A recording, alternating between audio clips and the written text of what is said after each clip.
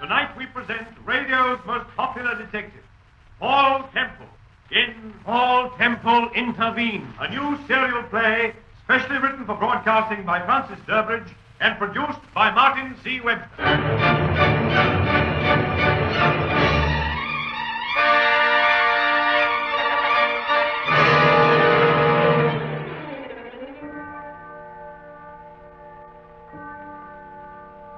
Paul Temple Intervenes. Episode 1, The Marquis.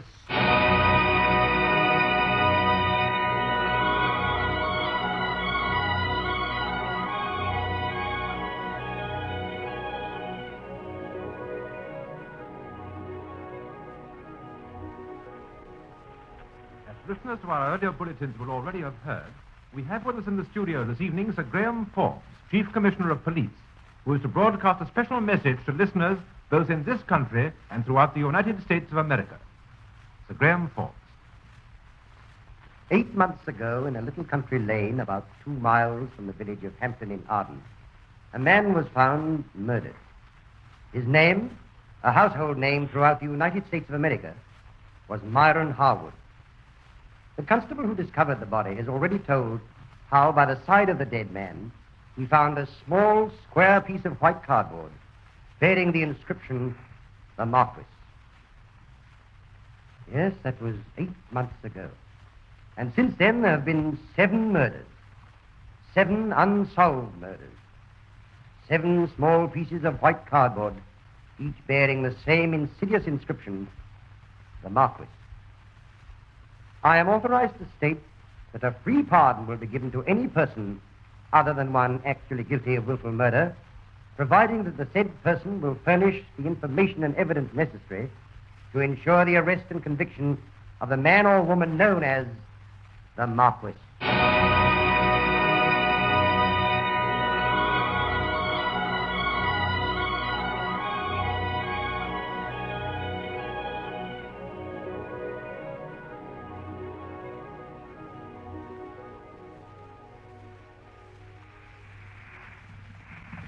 Blimey, if this is the Thames, you know what you can do with it. I told you you'd see a bit of life on the river, didn't I? Oh, what a night. Ain't fit for a dog. How long have you been in the force? Me? 17 years. Blimey, you've got longer whiskers than I have. Yeah, I joined in August 1925. I was with the OCC before that. Very tedious it was. Very tedious. Well, for sheer blooming tediousness, you won this job, mate. Up and down the Thames, night after night. Night after night. Been on it now for 12 years and a half. And I've never yet seen... What's that? What is it? Look. No. Over there. Johnny! Get her on board. Right. No, I'll swing over the side. And slow her down. There's no hurry, mate. Not if I'm any judge. She's a goner. Been in the water for hours. Sue, look at her. Here, careful. Careful, you'll fall in.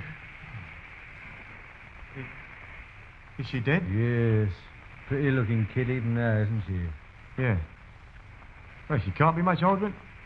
What is it? What are you looking at? Well, he's something pinned to her dress. It's a card of some sort. What? What's it say? It says, The Marquis.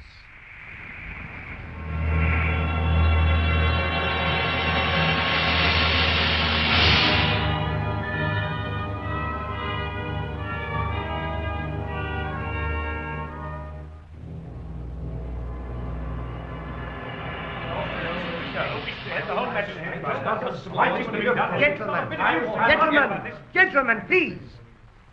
Now, Chief Inspector, I think it's your turn to make a statement. There's been too many statements made during the last 4 weeks, Sir Graham. What we want is action. And by gosh, we want it now, before it's too late. It's all very well talking about action, Bradley, but do you realize... Do you realize, my dear Chief Inspector Street, that 7 people have been murdered? 7 people? And on each occasion... Oh, damn. Hello? I told you not to interrupt me, Dixon. What? When did this happen? I see. Yes, all right. Yes, bring me back as soon as you find out. Well, as I said, Street, 7 people have been murdered on every occasion they've been used. I hate to contradict you, Superintendent, but 8 people have been murdered. What's this? They picked a girl out of the river just over an hour ago. They found a small square of white cardboard pinned to her dress. It had 2 words on it. The Marquis? Yes, Ross, the Marquis. Have they identified the girl? Not yet. They haven't identified her? No. That's odd, isn't it? What do you mean? Well, give the boys a chance. They only picked the girl out of the river an hour ago. Yes, but don't you see? All the other people, all the other victims of the Marquis were well known. Celebrities, in fact. Now, they were identified immediately. Myron Harwood, Sir Dennis Sprinton, Carlton Rogers, Lady Hamilton. Yes, that's true enough. I hadn't thought of that. I beg your pardon, sir, but... Yes, what is it, Sergeant? This note was delivered by hand, sir. It was marked urgent and strictly confidential, so I... Yes, thank you, Sergeant, thank you. Nothing wrong, Sir Graham, is there? No. Only this note happens to be from Paul Temple. Paul Temple? I thought Paul Temple was in America. He was, but... Well, I'd better read you this note. Dear Sir Graham, Steve and I have arrived back from the States. Why don't you dine with us tomorrow evening? Shall look forward to seeing you. Kindest regards, Paul Temple. P.S. Is it true what they say about Rita? Is it true what they say about Rita? Rita? Who the devil's Rita? Sir Graham. Yes? You don't think the Home Secretary's been in touch with Temple? Hello. Yes? Yes, Dixon? Yes? I see. Thank you. They've identified the girl. Her name was Cartwright. Cartwright? Yes. Rita Cartwright.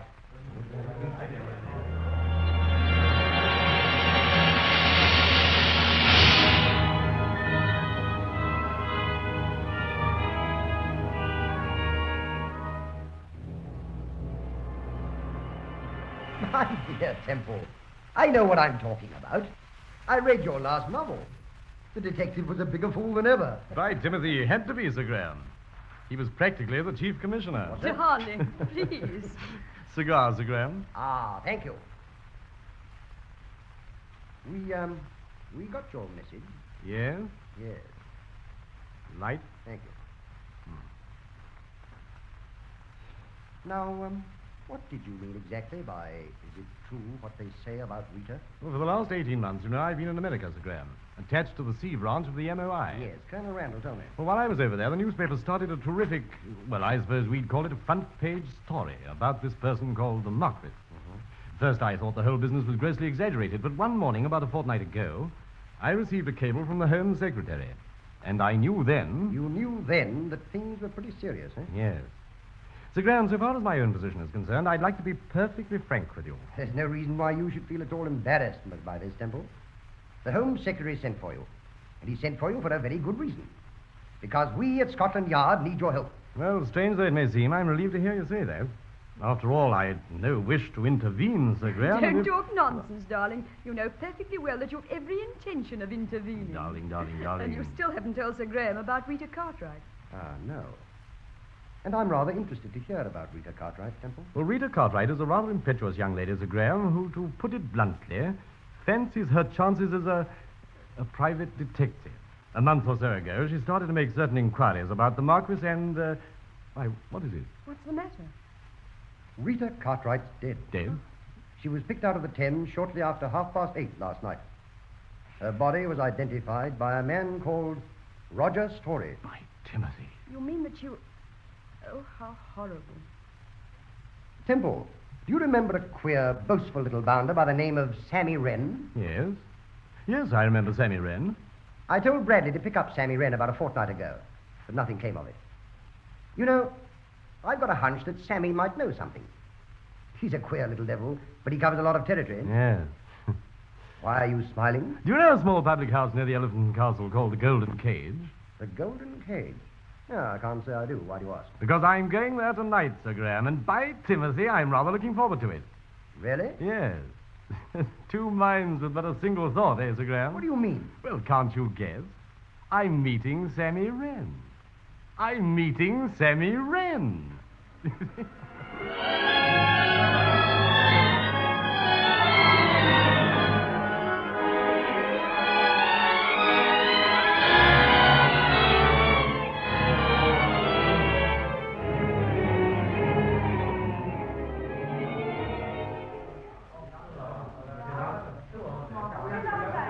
So this is where you spend your leisure moments, Mr. Temple. Don't be silly, darling. All my leisure moments are spent with an exotic blonde in Bradford. You know that. Beast. What would you like to drink? I should love a dry martini. Yes, so should I. We'll have 2 pints of pale ale. Oh.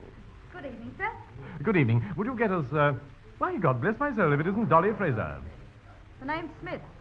Betty Smith. Smith?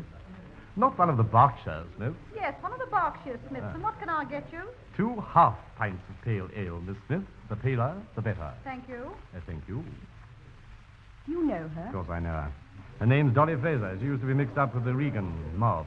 That's quite right, Mr. Temple. Her name is Fraser, and she did used to be mixed up with the Regan mob. Forgive me if I'm intruding, but I couldn't help overhearing your remark. Her name is Ross, Inspector Ross, CID. Why, of course, Inspector. How are you? I'm afraid I didn't recognize you. Do you know my wife? No, I don't think I've had that pleasure. How do you do, Mr. Temple? How do you do, Inspector? Will you have a drink? Thank you, no. I ought to have been home ages ago.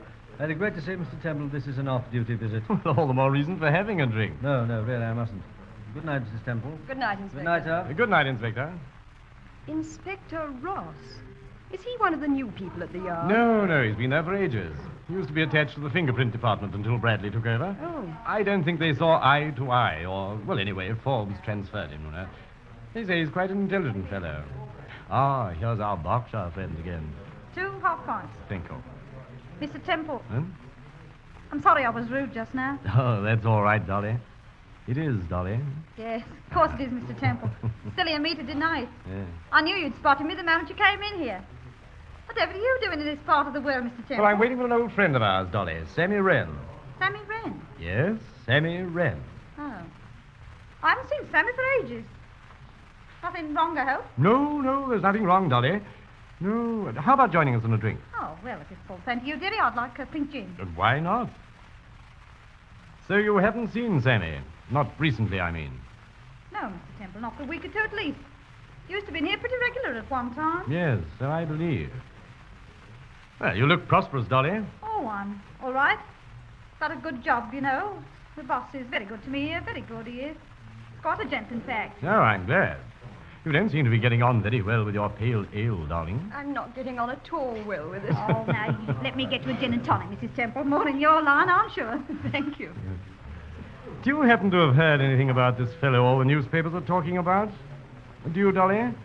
I mean the Marquis? I only know what I read in the papers. And I don't always believe that.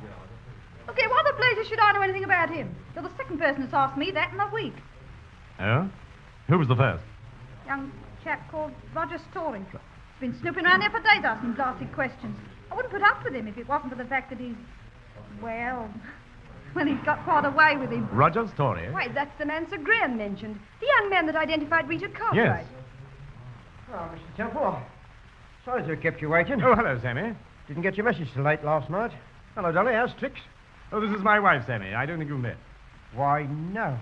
I've never had that pleasure. How do you do, Mrs. Temple? How do you do? Well, let's go into the back Sammy. parlor, shall we? We can talk better in there. Well, look here, Mr. Temple. I was supposed to see a bloke in the West End soon after 8, and it's gone that now. Do you think we could have our little chat tomorrow morning sometime? Where are you meeting your friend? Percy's Snack Bar. It's just off the Haymarket. Oh, well, I'll run you there in the car, and we can talk on the way. Oh, okay. All right, Jolly. Cheerio, Doc.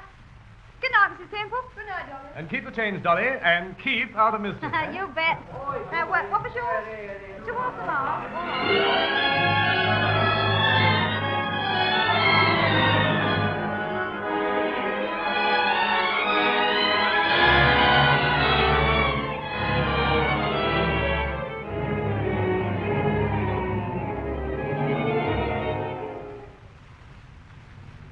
What is it you wanted to see me about, Mr. Temple? Can't you guess? Blowed if I can. As soon as I got your notes, I said to myself, blimey, something's in the window, or he wouldn't be right into a blinking tea leaf like Sammy Wren. What do you know about the Marquis, Sammy? The Marquis? Yes. Nothing. Nothing. I don't know nothing about him. And if you take my tip... Oh, do be careful, darling. It's the steering. Oh, that's better. Now, you were saying, Sammy? I was saying I don't know anything about him. Not a blasted thing, and that's the truth. The whole truth and nothing but the truth, eh, Now, Sammy? listen, Mr. Temple, you know me. I wouldn't hold out on you, not for all the blinking money in China. I'm sure you wouldn't. You know, that's funny. You're the second bloke that's asked me about the Marquis. Chap turned up with a golden cage about a week or so ago and wanted to know if I'd ever... Yes. Yes, I'd forgotten about him. Nice-looking young chap. Said his name was Roger Story. Look here, Mr. Temple, is he a razzer? Because if he is, I'll... Pull over, darling. There's a lorry. He wants to pass you. Blimey, he's a 3-tonner. Pull over, mate. Well, there's something the matter with the steering, unless... Look out! He's forcing you over, Paul. Now, get down, Steve. For Pete's sake, get down. Look out! Look out, for the love of Mike! Get that over! Get down, Steve.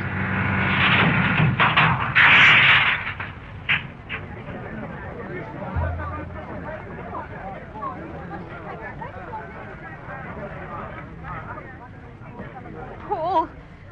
Paul, are you all right? Yes, darling. How about you? I'm all right. Oh, where's Sammy? Lord, he's under the bonnet. There's someone coming. He'll give you a hand. I say, you two all right? I was on the other side of the road and... Well, there's somebody under the bonnet. We've got to move the car over. Good Lord, what's the matter? Well, aren't you Paul Temple? Yes. I say, what an extraordinary coincidence. I've been trying to get in touch with you all the evening. Really? Yes. Oh, I beg your pardon. My name's Story. Roger Story. Who is the Marquis? You've been listening to episode 1 of the new Paul Temple serial, Paul Temple Intervenes, with Carl Bernard as Paul Temple. Listen next Friday at 6:40 to episode 2, concerning Sir Felix Raybor.